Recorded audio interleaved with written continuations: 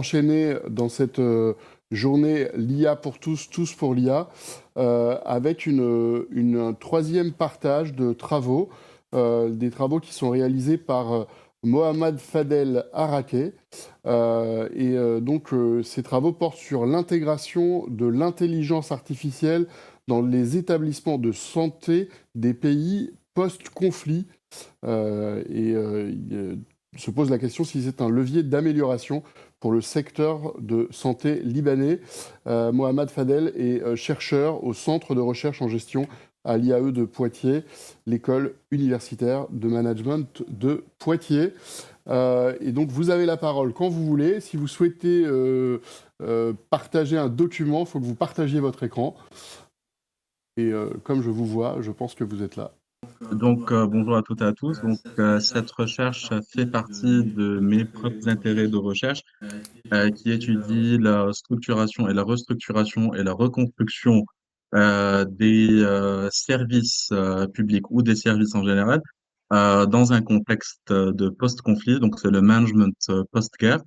Et aujourd'hui, comme vous le voyez, on va parler de l'intégration de l'IA dans les établissements de santé des pays post-conflit où je vais voir le levier d'amélioration pour le secteur de santé libanais.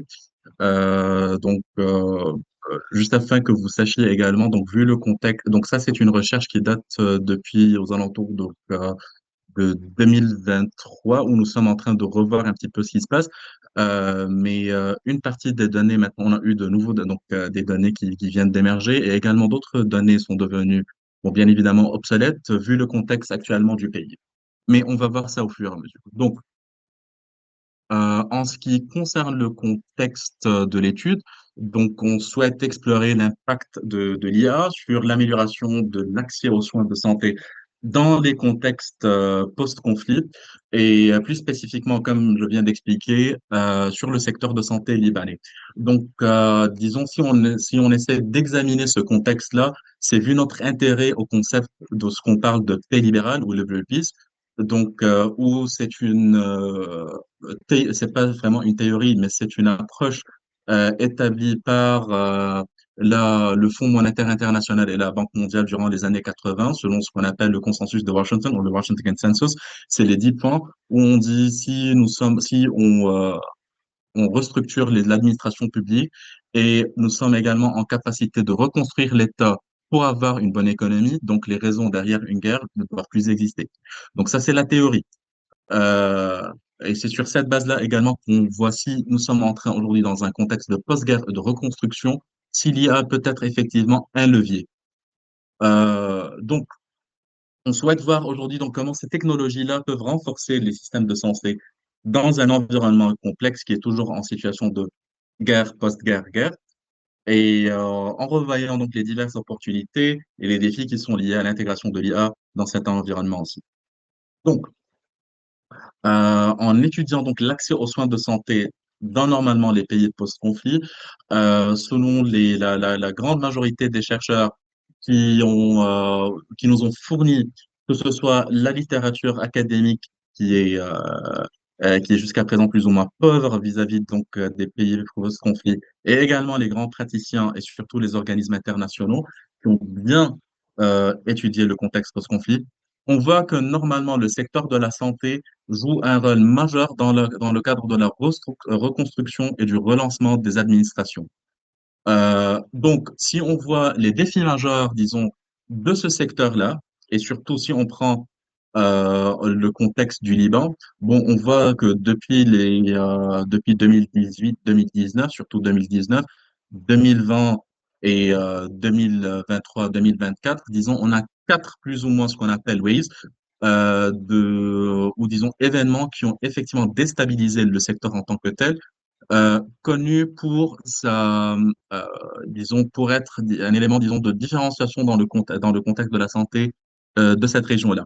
Donc, on a que ce secteur avait dû faire face à plusieurs défis majeurs en matière de soins de la santé. On a eu la destruction de plusieurs infrastructures, malgré le fait que plusieurs ont été euh, construits ou relancés suite à la guerre syrienne au Liban. Donc, c'était également une opportunité parfois. Donc, la guerre des autres était une opportunité pour le territoire libanais. On a eu donc la destruction de ces infrastructures. l'exode de professionnels qualifiés, surtout durant la période de post-2019 et post-Covid. L'instabilité économique, donc vraiment a dû, donc ils ont entravé la reconstruction du système en tant que tel. Et plus également l'afflux de réfugiés syriens a également donc eu un grand impact, à la fois qui était positif pour ces centres-là et en même temps négatif pour leur capacité d'accueil. Donc, aujourd'hui, lorsqu'on parle de pays post-conflit, on parle également de populations vulnérables, donc telles que on peut avoir les femmes, les enfants, les réfugiés, qui sont également affectés par l'incapacité de ces systèmes de santé à répondre à leurs besoins. Donc, ça, c'est le contexte. D'où que je vous lis. Donc, si on étudie l'application ou les applications de l'IA pour améliorer l'accès aux soins, donc on voit que l'IA offre des solutions qui sont prometteuses pour résoudre donc les divers défis de n'importe quel système de santé, dont celui libanais, et dont dans un contexte de post-conflit. Ma collègue Oumaima Romari donc vient également maintenant de vous expliquer les diverses modalités ou les dynamiques, disons, d'utilisation de l'IA dans un secteur pareil, comme par exemple les algorithmes, la reconnaissance d'images, comment on peut analyser parfois donc les radiographies, les diagnostics médicaux avec précision. Donc tout ça, c'est vraiment des vrais atouts. Également, dans le cadre même de sa recherche, ou donc ça fait partie de recherche du CEREJ. Donc, on voit comment la téléconsultation, le triage médical automatisé, tout ça facilité par l'IA, nous permettent donc de surmonter des obstacles géographiques et logistiques. Maintenant, si on reproche ceci dans un contexte de post-conflit, c'est parce que dans une grande partie disons, dans la plupart des conflits, euh, l'effet majeur a lieu dans des zones urbaines, dans des zones rurales où ces services n'existent pas. D'où les obstacles géographiques, ou si on a la destruction complète de ces infrastructures-là dans de tels endroits. Donc, on peut offrir la consultation à distance et bien évidemment en priorisation, donc le cas urgent. Maintenant, ici, il faut faire une grande distinction entre ce qu'on appelle donc les services de santé d'urgence et les services de santé de crise, vu que c'est vraiment deux choses très différentes. On a des médecins urgentistes, on n'a pas de médecins de crise. Donc, l'urgence, on peut plus ou moins contrôler, mais les crises, c'est quelque chose qu'on normalement, ou dans un premier impression, on ne peut pas contrôler, dans un premier temps. D'où, comment pour-on donc utiliser l'IA pour améliorer la gestion des ressources médicales en précisant donc tous ces besoins, que ce soit en matériel, en personnel, en besoin de médicaments, donc l'optimisation ainsi donc de la distribution des stocks limités. Donc, c'est pas seulement selon une perspective de consultation ou de traitement avec les patients, mais également c'est en termes de préparation ou de business contingency planning, donc des plans de contingence pour continuer. Donc, on a bien évidemment plusieurs défis spécifiques à l'implantation donc de l'IA dans le contexte libanais, donc qui s'offre à plusieurs obstacles majeurs. Donc, on a un vrai manque d'infrastructures dans le cadre du Liban, donc d'infrastructures numériques, particulièrement donc dans les régions qui sont dévastées par le conflit. Donc ça, c'est dans un premier contexte. Deuxièmement, même si depuis les années, donc à partir de 2008, il y a eu un plan de relancement avec le ministère de Développement administratif ou de relancement administratif pour le développement numérique de plusieurs services publics. Donc ça, c'est premièrement. Plus également plusieurs projets qui ont été financés par des programmes de développement financés par certaines ambassades ou programmes de développement au niveau international, pas seulement le PNUD, mais également la Banque mondiale. Mais on voit que ces projets-là n'ont pas été vraiment concrets, malgré que plusieurs investissements ou fonds ont été reçus suite à la guerre syrienne au Liban, vu que le pays a hébergé donc plusieurs millions de réfugiés. Donc, on a eu également donc l'absence de connexion Internet qui était donc fiable, l'équipement médical moderne qui limite son utilisation, surtout dans les zones, je répète, rurales, qui sont les plus impactées, soit par la crise de réfugiés, soit par les conflits. Peu importe la nature du conflit, parce qu'il y a eu plusieurs conflits dans ces mêmes zones-là. Donc, de plus, il y a parfois des barrières culturelles et éthiques qui persistent. Lorsqu'on parle donc de barrières, donc ça c'est premièrement au niveau des infrastructures. Au niveau des barrières culturelles, on a eu la résistance à l'adoption donc de nouvelles technologies, particulièrement chez les populations âgées. Maintenant, est-ce que ça, c'est des données fiables? ou sur quelle base on avait dit que particulièrement chez les populations âgées, c'est parce que ça faisait partie d'une étude de marché qui a été réalisée par un programme des ambassades qui se trouvent au Liban pour voir si l'implantation de l'IA dans le secteur de santé du pays pourrait faire face à une résistance ou pas. Deuxième, de la part de la population concernée.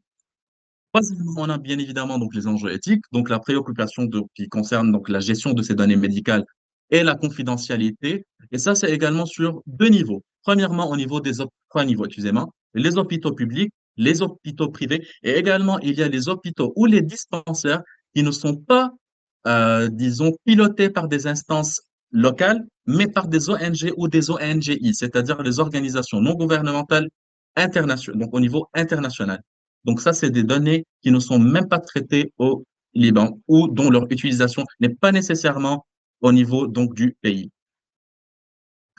Maintenant, concernant notre méthodologie d'étude, donc, comme je vous ai dit, donc c'est une étude qui a commencé plus ou moins donc en 2023. On a décidé d'adopter donc cette approche qualitative en réalisant jusqu'à présent aux alentours donc de euh, 20 entretiens avec des gestionnaires d'ONG qui sont impliqués, avec des consultants en santé numérique, les responsables de programmes de santé publique du pays, et également certains, donc les ONGI qui ont piloté ces projets-là. Donc, les questions, c'était surtout, et qui ont porté surtout sur la perception de l'IA dans le domaine de la santé, les défis de leur intégration, et également les implications dans un contexte de post-conflit, mais également dans le contexte du pays. Euh, on a pu identifier plusieurs résultats qui étaient plus ou moins intéressants jusqu'à présent. Donc, malgré les crises successives, tout le monde a dit que l'IA pourrait effectivement jouer un rôle crucial pour l'amélioration de la résilience du système de santé libanais. Mais d'autres ont également ajouté le fait que ça pourrait être pas seulement un élément de résilience, mais un élément de vigilance. Donc également essayer d'anticiper, donc et pas seulement s'adapter. Parce que pour eux, en termes de stratégie, c'était un langage plus ou moins dépassé dans un contexte de guerre post-guerre. Deuxièmement, donc l'optimisation, donc ça c'est au niveau de l'optimisation d'accès aux soins. On a également donc l'amélioration des diagnostics, surtout dans les zones rurales où on a le plus de conflits et le plus de populations impactées. Troisièmement, en ce qui concerne la gestion des efficaces des ressources, et comme je viens de vous indiquer, au niveau donc du personnel, du stockage, donc ça c'est au niveau donc supply chain, mais également au niveau donc du relationnel avec les patients. Et quatrièmement, donc donc on vient de citer, c'est surtout au niveau de renforcement de la résilience et pourquoi pas la vigilance. Concernant donc l'impact des crises récentes sur l'adoption de l'IA, donc comme vous voyez, et d'après nos études, vu le fait que cette étude, comme je viens de dire, c'est pas une étude qui est terminée. Donc, c'est vraiment une étude en cours. On a eu la nécessité donc d'adopter des solutions technologiques comme l'IA pour renforcer le système de santé. On a eu plusieurs crises qui ont souligné le défi au niveau du secteur de ce pays-là, comme la limite de gestion manuelle des ressources suite à ce qui s'est passé en 2009, avec donc la crise financière, mais également la crise des stocks ou le stock, disons, des établissements de santé. Euh, Deuxièmement, on a eu la pandémie du Covid-19 qui a eu lieu directement après la crise financière de misère. On a eu le surcharge des hôpitaux, le manque de personnel. Et troisièmement, la guerre actuelle, donc qui a commencé en 2024, où on a eu jusqu'aux alentours de un tiers des infrastructures qui ont été soit endommagées, soit qui sont hors service pour traiter les urgences. Maintenant, quel est le potentiel au niveau de l'IA? Comme vous le voyez, donc l'optimisation des ressources, prévision des besoins.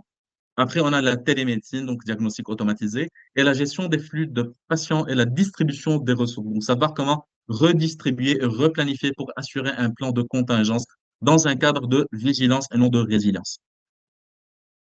On a eu également donc comme résultat de base les défis éthiques et protection donc des données. Donc je viens de vous le citer, donc d'aborder plus ou moins le sujet concernant donc les questions éthiques cruciales, notamment en ce qui concerne la gestion des données médicales personnelles, vu le fait qu'ils sont pas seulement disons aux mains ou manipulés par les autorités au niveau local, comment analyser les données massives pour l'efficacité de l'IA. Troisième, également, on a le croisement surtout au niveau de la crise des réfugiés qui tient les données de chaque catégorie de réfugiés, surtout le fait qu'il y a plusieurs instances qui contrôlent et qui collaborent ou pas sur la gestion des dispensaires et des établissements de santé. Donc maintenant, on a la crise de confiance du public qui agit ici. Et également, on n'a pas jusqu'à présent une législation robuste dans le contexte de ce pays-là, concernant donc le développement d'un cadre juridique pour encadrer l'utilisation de l'IA dans la santé. Également maintenant, pour un petit peu donc avancer, pour adopter donc l'IA dans le contexte libanais, il faut avoir une bonne sensibilisation donc des patients ou les patients, donc expliquer l'avantage ou les avantages de l'IA dans le soin de santé aux patients pour gagner leur confiance, malgré le fait que actuellement c'est pas nécessairement leur préoccupation. C'est pas seulement maintenant, c'est dans n'importe quel contexte de post-conflit. Peut-être c'est pas directement leur priorité. Deuxièmement, la formation du personnel au niveau continu sur l'IA. Et troisièmement, les campagnes donc d'information, donc initiatives de sensibilisation au grand public à leurs avantages. Pour euh, conclure, on peut dire ici que l'IA donc représente un vrai atout stratégique pour le système de santé libanais post-guerre. Il offre donc des solutions et on pourra les catégoriser en tant innovantes pour améliorer donc l'accès aux soins, la gestion de la supply chain de ces établissements-là et bien évidemment donc la prise en charge des patients. Et peut jouer vraiment un vrai rôle de catalyseur de la modernisation et de le renforcement du secteur de santé dans un contexte qui est instable. Donc d'avoir plus ou moins une vraie stabilité dans un contexte de changement continu. Euh, mais ça nécessite un grand investissement dans l'infrastructure du pays. Peut-être que ça pourrait être l'un des leviers dans la phase de reconstruction du pays dans la prochaine phase de post-guerre. Deuxièmement, la formation du personnel qui est plus ou moins n'est pas illettré au niveau de l'IA, au moins le personnel de santé. La réglementation également des données, donc également le cadre juridique. Et quatrièmement, excusez-moi, donc la sensibilisation du public.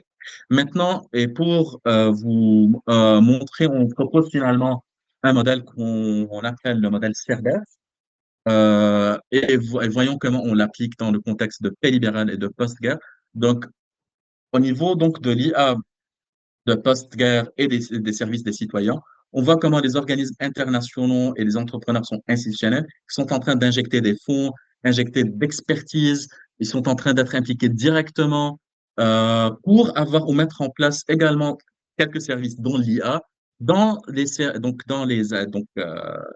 secteurs vraiment vitaux du pays. Et en même temps, il y a des nouvelles donc, disons, normes, des valeurs, des services qui sont en train d'être mis en place. Les citoyens ne vont pas avoir vraiment une résistance à ce type de changement-là parce que ça pourrait effectivement résoudre leurs problèmes, mais en même temps, il y a une grande dépendance vis-à-vis de la mise en place de l'IA dans le secteur de santé, vu le fait que la mise en place des diverses activités de santé et la reconstruction des établissements de santé et la provision des activités de santé, des services de santé à la population concernée durant les 5 dernières années n'a pas vraiment permis d'améliorer le secteur de santé du pays, mais plutôt à créer une dépendance vis-à-vis des services offerts par ces instances-là. D'où il faut revoir un petit peu le système pour voir si vraiment l'IA pourra bien offrir ou être une solution et non une alternative aux différents défis. Donc, je pourrais être un petit peu rapide pour respecter le temps. Je vous remercie pour votre attention et je reste à votre disposition si vous avez des questions. Merci.